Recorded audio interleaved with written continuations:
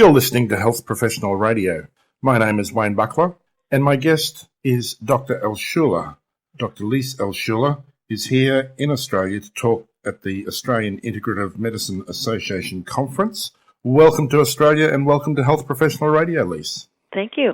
I understand that you're here to speak to the conference, but first of all, what is integrative medicine? Yes, I'm here actually to speak at AIMA, which I did this past weekend, and I'm also here on a sponsored tour by Bioceuticals on integrative oncology. But integrative medicine is really combining conventional, or I think in Australia that's referred to as traditional medicine, along with natural medicine. And the point of integration is an evidence-based approach, or an evidence-informed approach. So practitioners of various trainings collaborate together for the good of the patient and utilize all and every complementary, synergistic way to support the health of patients. I see. Now, at that conference you were talking, I understand, about overweight and obese Australians and the risk of kidney cancer. You know, it's interesting. Obesity is emerging as a very significant risk factor for a number of cancers, and somewhat surprising, I think, for some, renal cell carcinoma or kidney cancer has emerged as quite a strong association to obesity. There was a recent study that was published in the Journal of Cancer, the National Institute of Journal of Cancer. And this study was a combination or review of many different prospective trials. And actually in that study, among all the cancers, the one with the greatest link to obesity was renal cell carcinoma, such that those people who had the highest weight had a 42% increased risk of kidney cancer compared to those with the lowest level of weight or the lowest weight gain. So there was a very strong association. That's been shown in a number of other studies. Actually, just this month, there was a study that was added to the body of literature. It was another very large study that was done in China. And again, they found that there was a significant relationship between weight gain and renal cell carcinoma. So this is an association that's being documented around the world and is actually quite concerning, since renal cell carcinoma, the incidence of it is increasing. That relationship that you talk about in the research, has there been a causality link between those? Yeah, that's a good question, and there's some postulations, but it appears to be that it's not just having extra body mass, but there's also a link between extra body mass, high blood pressure, and the renal cell carcinoma, which is really characteristic in a way of metabolic syndrome.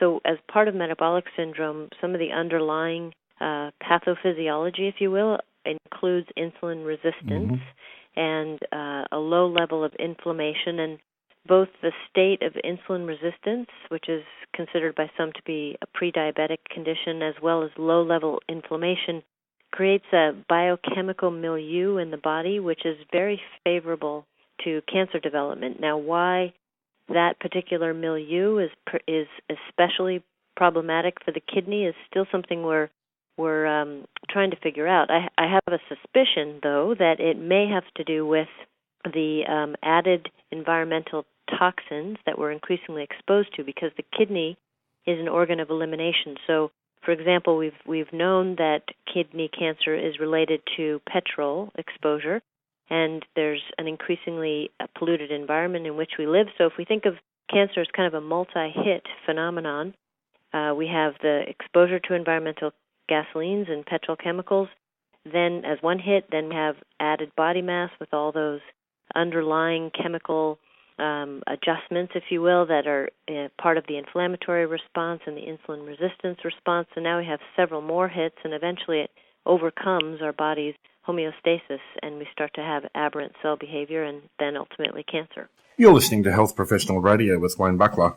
My guest is Dr. Lise Alschuler, who's been here speaking at the Australian Integrative Medicine Association Conference, and we're talking about the relationship between obesity and kidney cancer, and it's on the rise. Of course, obesity is one of our common topics on this station as we talk about the tsunami of obesity that seems to be engulfing the developed world at present. At least with that relationship being established, is the answer, the standard answer with metabolic syndrome: lose some weight, get some exercise, give up high glycemic index carbohydrate?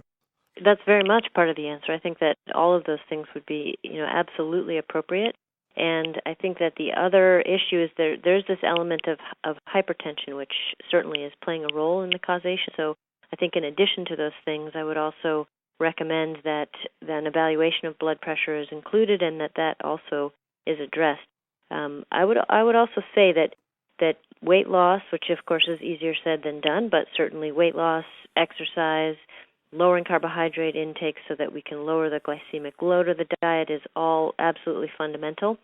With kidney cancer, because again it's an organ of elimination, it does offer us a bit of an opportunity in that many of the compounds that we ingest, their metabolites will ultimately be excreted through the kidney, and in that way we could also include the consumption of various targeted nutritional and botanical therapies that have known effects on cancer prevention, knowing that they're going to be eliminated through the kidney and would theoretically have more effect in the kidney. And in fact, there is some fairly good a body of data that suggests that there are several botanical compounds and nutritional compounds that do have benefit in supporting the health of the kidney. So I think that would, in some ways, turbocharge the lifestyle approach to this prevention. Yes, that's interesting that because the compounds are ending up going through the kidneys, the notion that they may have a greater effect on the kidneys.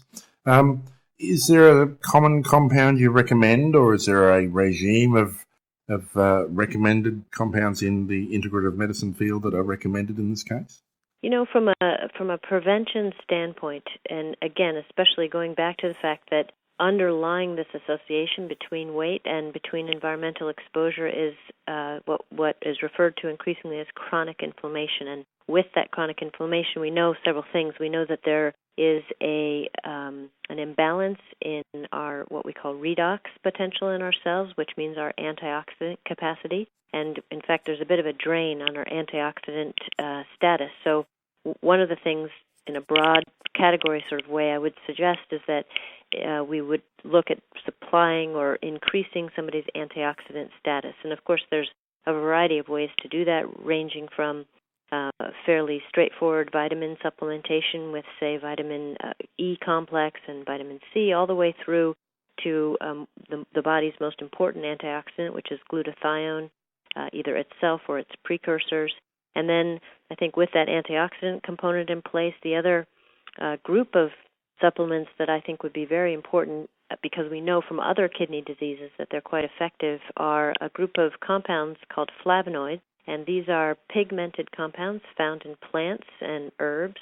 There are about 4,000 of them that we know of that have biological activity in the body. And these pigmented compounds are very, very anti-inflammatory. They're very supportive of our body's innate antioxidant capacity. They have inherent cell repair characteristics, so they end up having a very pervasive anti-cancer or cancer preventive type of effect. And so we can, of course, eat flavonoids by eating a plant-based diet, lots of colorful fruits and vegetables, which is certainly recommended. And then in addition, for especially people with extra weight who would be considered at increased risk for kidney cancer, I think it would make some sense to consider augmenting the diet with extracted flavonoids.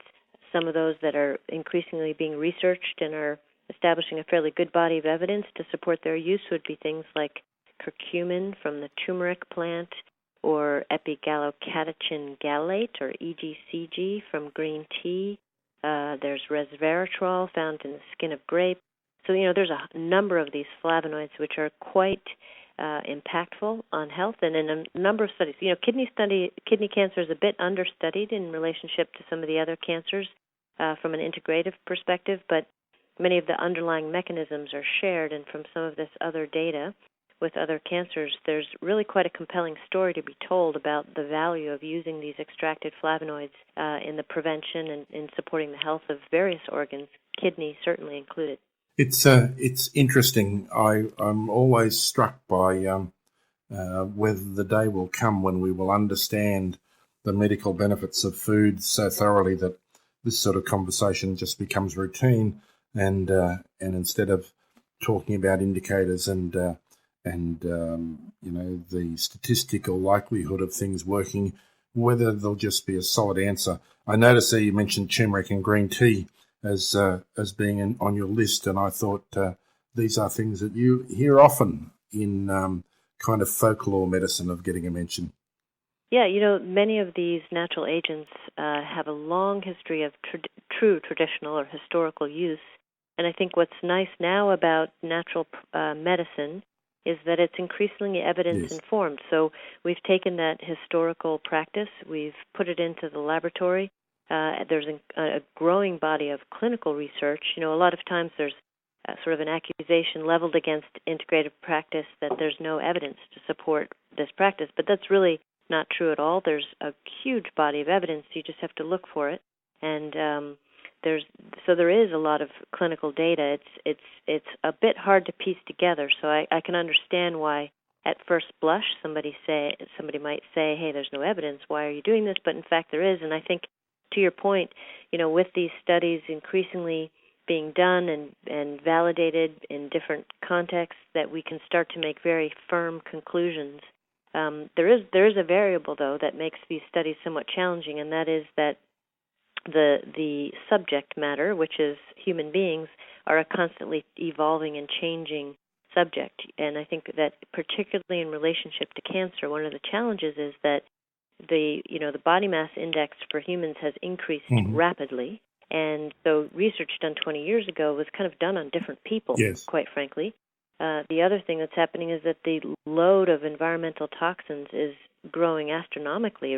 Actually, it's quite frightening. Babies, before they even draw their first breath, already have environmental toxins in their bodies. So, people are different now. So we have to keep doing the research to keep understanding the implications on us as we evolve in our weight and in our diet and in our environmental exposures. There's a lot of factors that come to play. Yes, indeed, and it's good that we've got people like you who are doing this work, looking for that evidence base and then spreading the word. This is Health Professional Radio. I've been in conversation with Dr. Lise Alschuler. Lise, can I say on behalf of Australia, welcome to Australia, and I know you've got some tour time left, so I hope you thoroughly enjoy the country while you're here. It's been a pleasure having you on Health Professional Radio with us today. Well, thank you very much. It's been my pleasure as well. It's a wonderful country. I love coming here. If you've missed our conversation, we have a transcript of it on our website. There's also a SoundCloud archive. You can find it on YouTube as well. But on our website at www.hpr.fm, the transcript is there. This is Health Professional Radio. My guest today has been Dr. Lise Alschuler. My name is Wayne Buckler.